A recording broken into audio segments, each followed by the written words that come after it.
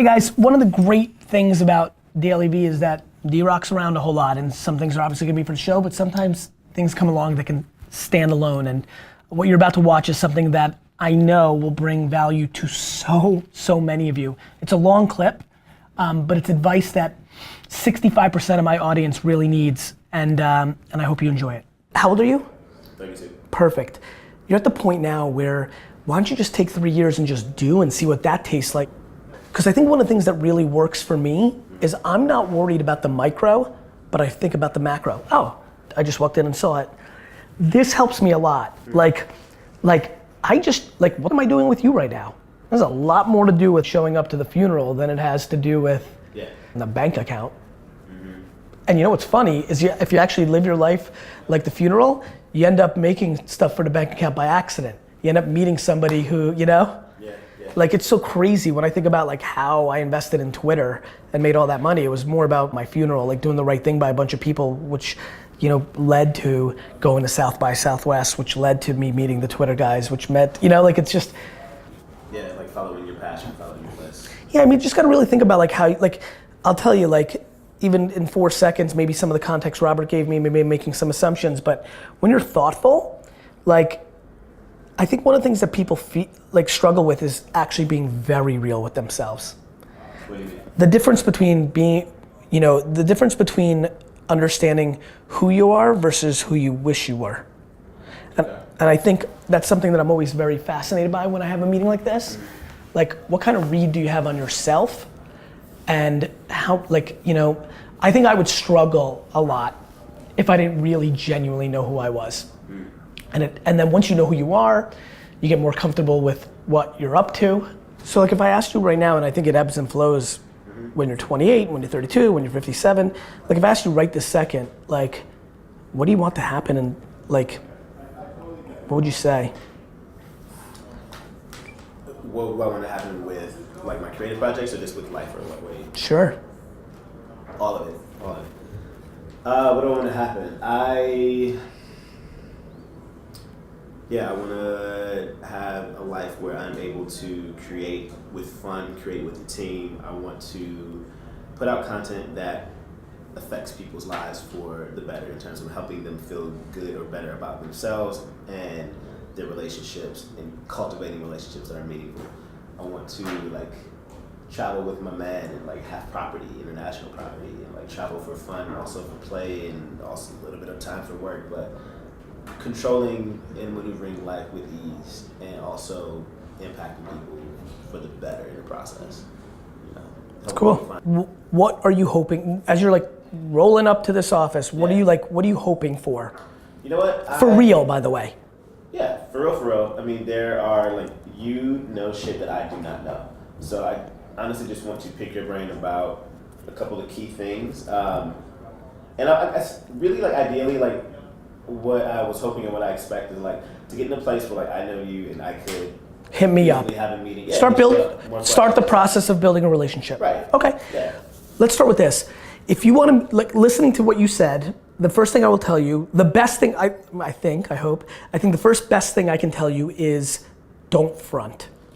The number one mistake that people that aspire to the sentences that you just spit out of your mouth, the number one mistake they make is they try to oversell themselves because they think they need it to have people's attention. They try to oversell themselves. Correct. So let me give you an example. Yeah. Whether it's life coach, inspirational figure, business coach, whatever form it takes, I think it's much smarter for you to talk to the world about your process of going through this than the advice that you think you should be giving them. Yeah, okay, that makes sense. And that's where people are struggling. I got real lucky. I've never said this, D-Rock, so pay real close attention. I'm not sure that if the internet was around in its current form, that I would be as successful, because at 22 and 23, I knew I was special, and I might have not been patient enough to first build a business, first get experience. I didn't start talking to the world till I was 35.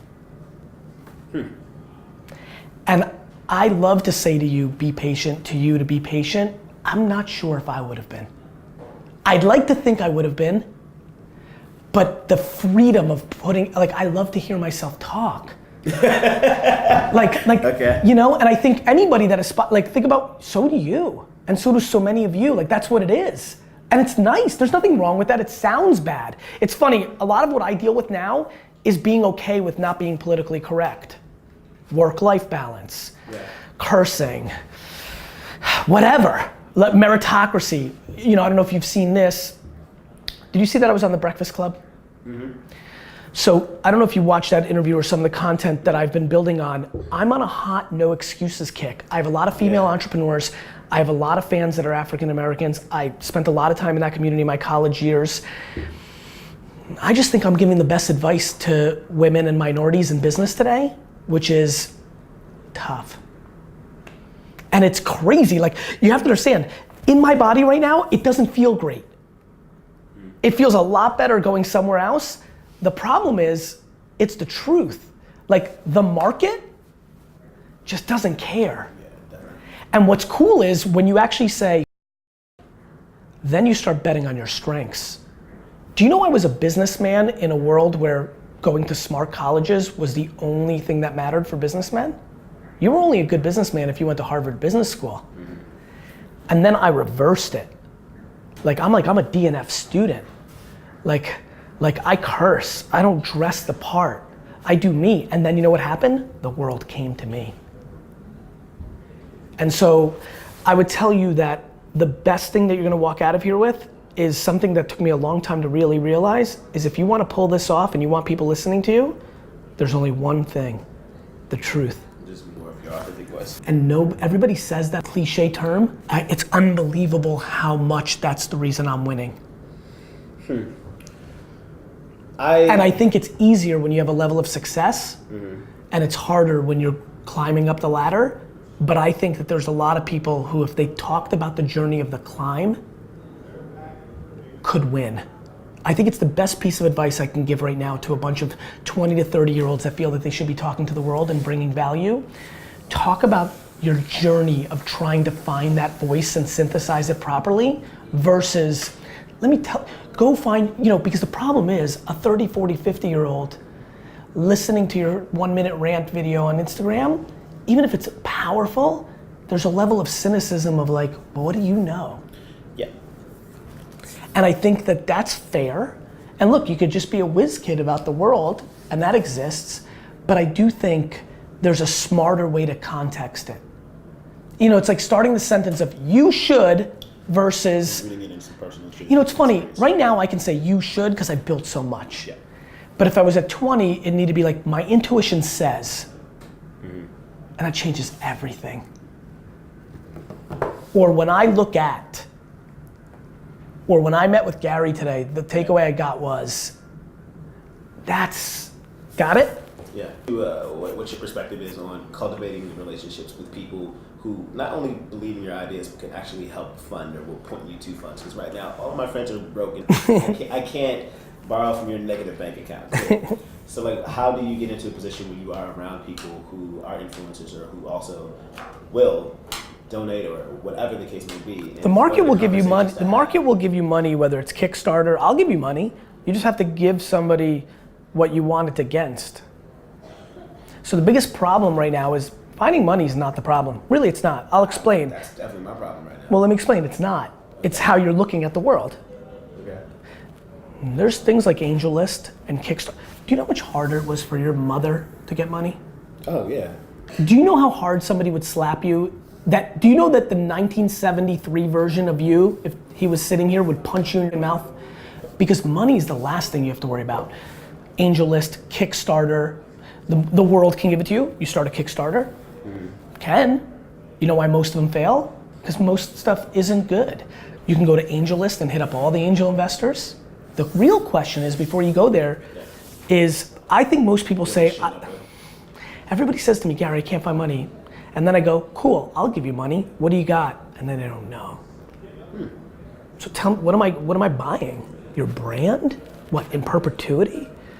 Got it? We're living through a really interesting time in the world right now where people don't where art and science and business are colliding. and they're all very different. I understand the art that's in your heart, but how are you gonna, see, I got lucky. I had the art and the business.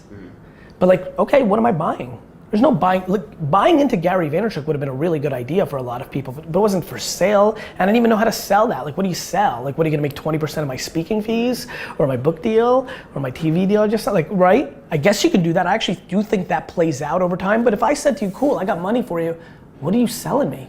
Like, what's the business? So what I hear in that is, when you show up with more content, that allows people to see more of what they're investing in, more No, of what I would say is, what's the container I'm putting my money in? You could have unlimited content. You could have 4,000 episodes of a podcast and the greatest Instagram account I've ever seen and the funniest Snapchat and Instagram stories I've ever seen. Great. So that's not inherently letting people know what they're investing in. Like, that lets them know a little bit about you, but what's the vessel? Got it? So you're saying. So when I meet the fat Jewish, I know they've got attention on Instagram 3 years ago that really matters. What am I investing in? Oh, fat Jewish, you're making a rosé? Oh, I can put $25,000 into that and own 8%? Now you've given me something to put the container in. You wanna become BuzzFeed? You're gonna build a website and have traffic and sell ads? You gotta come to me and say, what am I investing in? You have to put your thing into a container that's investable. Nobody's writing a check to a person. Yeah. Okay, package it. Package it. And then it gets hard because once you package it, you have to be able to explain it in business terms. And that's not necessarily what everybody does. Yeah. This is where it gets into partnerships. One thing I would tell you based on the vibe I'm picking up, if you and I both grew up in Milwaukee, you know, I would have been a great partner for you because I could have been the businessman to the art, if that's how you're thinking about it. Maybe you're the business part, but it's not what you've been bringing up yet. I don't know, I've been in a position where I've had to do like both right now, you know? Well look, I mean, you should be putting out content on a very regular basis. You should start a pillar show, whether it's, I mean, vlogging I think is very fascinating. You know, you should be doing Instagram stories and Snapchat stories at scale. You should be putting out 7 to 25 pieces of content on both those platforms a day. A day. And let me explain how. Don't go fancy. Document versus create. You like that, right? It's a big shift. When I say 7 to 25, you say, my God, how do I produce 7 to 25 meaningful things that will have me respected? Versus document. And I got good news for you. You're fully in control. Yeah. People always like, Gary, you put it, like, I'm in control. You know how many things I say no? They send me quotes to put out on Instagram? Nope. I'm in control. Who makes the final call on like productions? The producer, the director, I don't know, whoever. Who's the final person? Producer. Great, you're the producer, my man. Yeah. Right? I don't know, you take a selfie with a nice skyline and you're like, yeah. But you gotta put out stuff. And you gotta fabricate it. Like when you're like, I still can't believe how many people that live in New York don't use New York people. If I were you and I had an hour right now, go in the park right now, like, I don't know, like go back to your basketball roots, stand outside the garden right there and be like, what do you think about the Knicks upcoming season? Yeah, interview 4 people, one person gets into a thoughtful conversation. He was the former ball boy in 1957, it's a nice story and boom. You see where I'm going? Yeah. People aren't starting. People aren't starting. They're just not making. They're thinking, they're pondering, they're strategizing, they're debating. The difference between people like me and the far majority is I'm just doing at all times. I'm doing so much that I've decided to have a man walk around with a camera and follow me, because who knows when it's gonna happen. And you know what's so funny? In parallel in my brain right now, when you're gonna leave here, I'm gonna say to him, D-Rock, I want this whole thing cut, the whole thing. Like what I'm giving you, so many need right now. So I'm like, let's just put it out, right? Right. So like you mentioned before, you know, you have to be putting out content all the time. I personally go through these periods of like extreme creativity and extreme just chill, you know, like I'm not feeling it. How do you motivate yourself, or how do you continue this process of like go, and balance that with like self-care and checking in with yourself, you know? I do what feels right to me. You do what feels right to you? Yeah, so if I gotta check out for the week, I check out for the weekends all the time, no creations. People are like, where's your Snapchats? Like, I don't know, gotta be with my family. Like, I don't punish myself. But That's really hard for me in right now. Good, of course. I feel that same thing of like, dude, you're not doing enough. I agree. All right, Gary. You see where I'm going? Yeah. I don't know. Life. I don't think I don't think you should squander it, but like, I mean, like, you just gotta, you know, listen, this is back to, do you know yourself? Or do you aspire to be something you might actually not be? This is the toughest question of it all, my man. I mean, if you wanna be respected and really known, Show up. show up. Are you kidding me with going a week without doing something? You know, I don't know how much into my content you are, but I always say, nobody you've ever met got there without the hard work. Nobody you know. It's just real. You know, do you know how insane the GaryVee and the Snapchat stories has been to everybody? They didn't realize how hard I was going at it. You can't believe how many people, you know how many people used to say the word luck? That word luck has gone right back. Like, nobody has the audacity to say that to my face now, and I love it. And that's why I did it. I made it for you because you can watch it and be like, okay. But I think yours is different. I think a lot of theirs is different. It's because I'm not fancy about it. Document over create. I mean, there's so much magic going on. Dude, you're in New York City. You know how many people, again, I'm gonna cut this whole thing because it's the advice everybody needs. You know how many of them sitting in a place that's not New York City? You got a billion stories out there. You don't feel motivated that you need to tell a story today or create? Go let somebody else to do it. You have so much charisma. You walked in here in 2 seconds. You walked in here in 2 seconds and I'm like, okay, this kid's got a little like, you can roll up on anybody and get them feel comfortable. Yeah. Except racists. But do you know what I mean? Yeah. That's so awesome. So you can't create, distribute. Ooh. Got it? You can't create today? That's a facilitate. You know? Yeah, man. Yeah. There's no excuse for not talking to the world. It just doesn't have to be your thoughts and words every time. Yeah, thanks for that. I'm on fire right now. I'm on fire, D-Rock. Do you have like a few more minutes? Yeah, look, I'm going until they pull me out. You're already 8 minutes over, so you're winning. Yeah. Don't even worry. Don't even think about it. You're not even close to that. Why not? Because you don't have the money to like really build the team, right? You can have homies help you out along the way. Truth is, I feel like I've exhausted those resources though. You know? Good. Let me give you a real good answer. I got a feel for you right now. Yeah. You need to work on you before you worry about a team. What do you mean? Like you're responding to the right thing. Like, I don't know much. What I do well is I talk, and then through reaction I listen. So that's how I get a lot done in a meeting like this, right? I could tell that you've got certain things that you need to do before you worry about a team. Get your thing in place. Consistency first. Yeah, get great at what we just talked about. If I go look now, and I'm gonna check, now I'm curious. If I go look in a couple weeks, and I'm like, oh my God, six, Instagram stories per day, like 4 Instagram posts, like he's been on Twitter on point, his Facebook, oh, he's got a YouTube channel now, I'm just like, create, distribute, do all that stuff, interview, like, there's so much creative. Like, I'm way more creative than I realized because stuff comes so natural to me. Like, for example, like, do a meme, and that's just a slang term for it, like, go take a picture on every odd street in New York, in Manhattan. Like, I don't know, like, go start at 113 and then 111 and 109. Like, anything could be, like, right?